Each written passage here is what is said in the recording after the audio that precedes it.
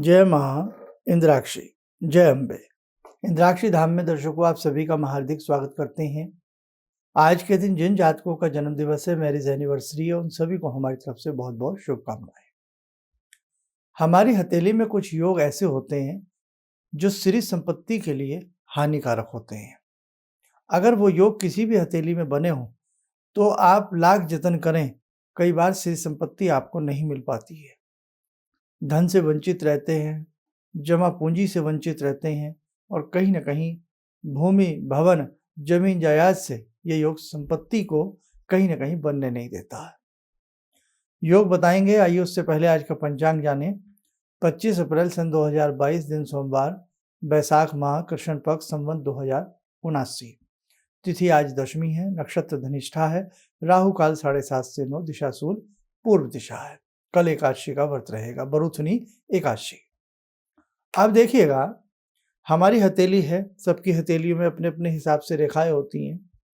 अगर आपकी हथेली की समस्त रेखाएं कटी हों, ऐसा भी होता है, हमने ऐसे बहुत हाथ देखे हैं कि जिनकी मस्तिष्क रेखा को भी कुछ रेखाएं क्रॉस करके काट रही हैं, हृदय रेखा को भी काट रही हैं, भाग्य रेखा है नहीं और है तो वो भी अनेक भागों में बटी हुई है। यदि हमारी हथेली की मुख्य रेखाओं पर अत्यधिक रेखाएं क्रॉस बना करके उन रेखाओं को काटती हों, इसका अर्थ कि जो मुख्य रेखाओं से हमें फल प्राप्त होता है, उस फल को ये निरस्त कर देती हैं, यानी कि उस फल का जो हमें शुभता प्राप्त होनी चाहिए, शुभता भी नहीं मिलती है और कहीं ना कहीं उस फल से मिलने वाला, उस योग से मिलने वाला फल खत्म हो जाता है। हमारी हथेली में मंगल है, मंगल यहाँ है, मंगल यहाँ है, मंगल पर भी इस प्रकार की आड़ी तिरछाओं का योग बनेगा तो संपत्ति से व्यक्ति वंचित रहेगा, या मंगल धसा हुआ होगा, मंगल के ऊपर सर्पा आकृति बनी होगी तो भी आप माने ना माने संपत्ति से वंचित व्यक्ति रहेगा। ऐसे ही हथेली में एक योग और होता है जिसको हम कहते हैं प्रसिद्धि योग। आपकी हथेली में यहाँ ये रिंग फिंगर के नीचे सूर्य पर्वत है। इस सूर्य पर्वत पर ध्यान से देखेंगे बारीक रेखा है, किसी के डबल भी होती है और किसी के वो रेखा धूमिल सी होती है और उसको भी 3-4 रेखाएं बिल्कुल क्रॉस रूप से काट रही होती हैं। और यदि यही स्थिति दोनों हथेलियों में है तो आप सुयश से वंचित रहेंगे, यश नहीं मिल पाएगा। ऐसे ही चंद्रमा बहुत डाउन होगा, ये चंद्रमा है, चंद्रमा बहुत कमजोर होगा, शुक्र बहुत कमजोर होगा, जुपिटर कमजोर होगा तो भी यश नहीं मिलेगा। ये योग यश को खा जाता है, यश को कमजोर बना देता है। बहुत लोगों के साथ ऐसा नेकी करते हैं लेकिन थोड़ा सा मन में होता है भाई उसकी प्रशंसा हो या उसका कोई फल मिले, नहीं मिल पाता है। इसी के साथ साथ एक योग और होता है जो आपकी हथेली के मध्य में होता है, राहु और नीचे केतु।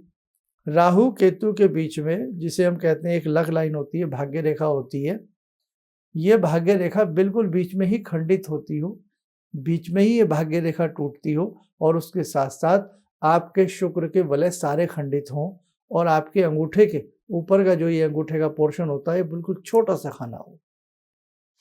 ऐसी स्थिति जो आपकी जमा पूंजी है, चाहे आपको किसी से प्राप्त हुई है, वो जमा पूंजी एक झटके में निकल जाती है। कई बार 20-20 साल की जमा पूंजी एक झटके में व्यक्ति की खराब हो जाती है और बाद में वो बड़ा पछताता है। किसी के साथ व्यापार कर बैठता है, कहीं प्रॉपर्टी में पैसा फंसा बैठता है, कुछ भी एनीवे वो धन संपत्ति झटके के साथ खराब होती है। तो जिनकी मस्तिष्क रेखा भी कमजोर हो और जिन व्यक्तियों की यहाँ मध्य में भाग्य रेखा भी टूटी हुई खंडित हो, तो ऐसे व्यक्तियों को यदि किसी के साथ एक अच्छी खासी अमाउंट मिक्स करके मिला करके कोई व्यापार करना हो या उसी समय कोई व्यापार करना हो तो किसी से राय ले लें, सलाह ले लें, तब अपने व्यापार को आगे बढ़ाएं। हथेली के ये कुछ योग हमें वास्तव में श्री संपत्ति से वंचित करते हैं। ऐसे ही आपकी हथेली की हृदय रेखा का बहुत छोटा होना। कहाँ होती है हृदय रेखा? ये हृदय रेखा होती है।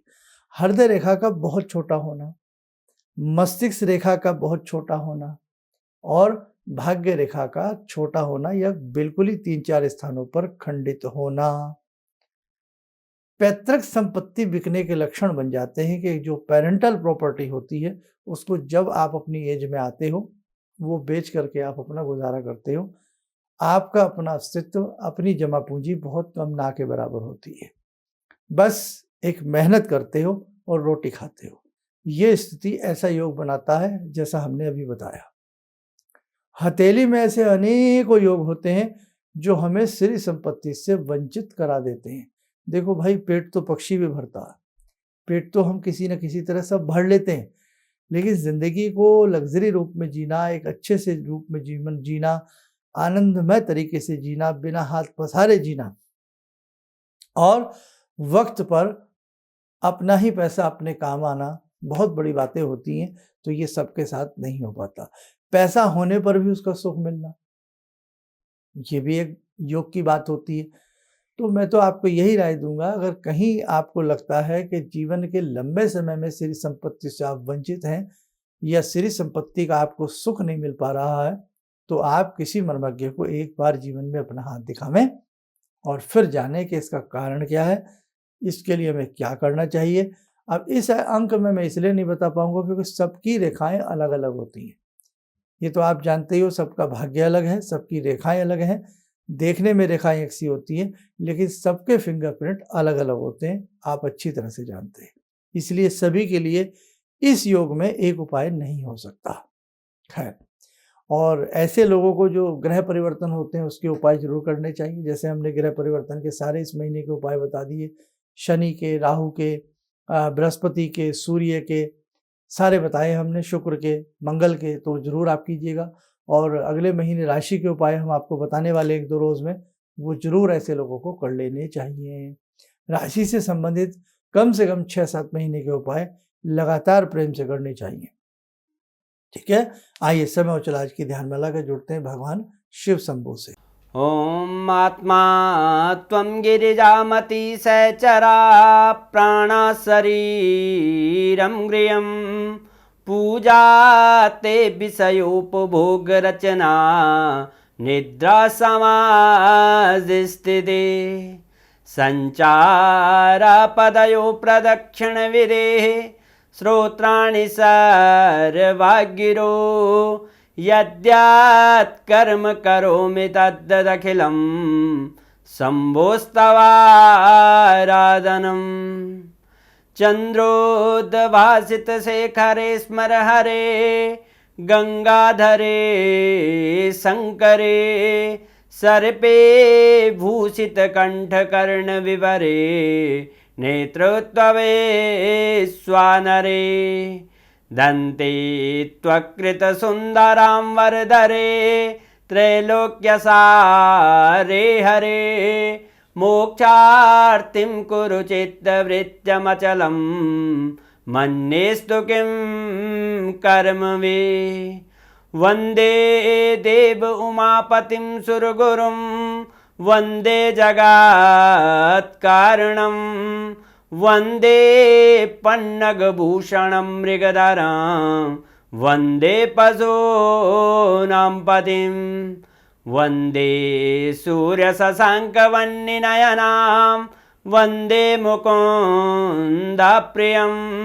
वन्दे भक्तजनश्रयं च वरदां वन्दे शिवं शङ्करम् ॐ कर्पूरगौरं करुणावतारं संसारसारं भुजगेन्द्रहारं सदा वसन्तं हृदयारविन्दे भवं भवानी सहितं नमामि भवं भवानी सहितं नमामि। कवच बना लें, ध्यान करें, शिव शंभू का शुभ आशीष हम सबको प्राप्त हो रहा है।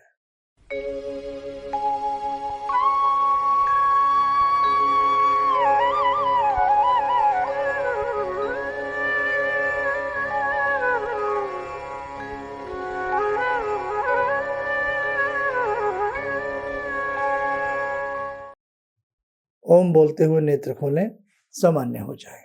देखो मेरे साधकों, जिन जिन साधकों की जन्म पत्रिकाएं वैदिक संस्थान में बनने के लिए आई हुई हैं, सभी की 1 बाय 1 करके हम भेजने का प्रयास कर रहे हैं। और जैसे कि हमने आपसे कहा था कि भविष्य में अभी थोड़ा-सा जैसे-जैसे माहौल सुधरे तो एक बड़ा सेमिनार, बड़ा शिविर कुछ ना कुछ आप सबके साथ मिलकर करने का पुनः मन है। तो मुझे ये अंदर से विश्वास हो रहा था कि जो चीज़ 2-3 मैं ढूंढ रही हूँ, क्योंकि थोड़ी बहुत मैं भी भगवान में आस्था रखती हूँ, तो मैं ये सोची थी कि मुझे वो चीज़ें मिल जाएंगी। और रियली मुझे आज यहाँ बैठ के ऐसा लगा, जो आपने 2-3 चीज़ें करने के लिए बताई हैं, कि शायद मेरी समस्याओं का हल शुरू हो गया आज से। किसी भी समस्या के समाधान के लिए मिले प्रसिद्ध हस्तरेखा एवं वास्तु विशेषज्ञ प्रोफेसर धर्मेंद्र शर्मा जी से। नोट: शिविर में भाग लेने हेतु एवं व्यक्तिगत रूप से मिलने के लिए कॉल करने का समय सुबह 10 बजे से शाम 6 बजे तक।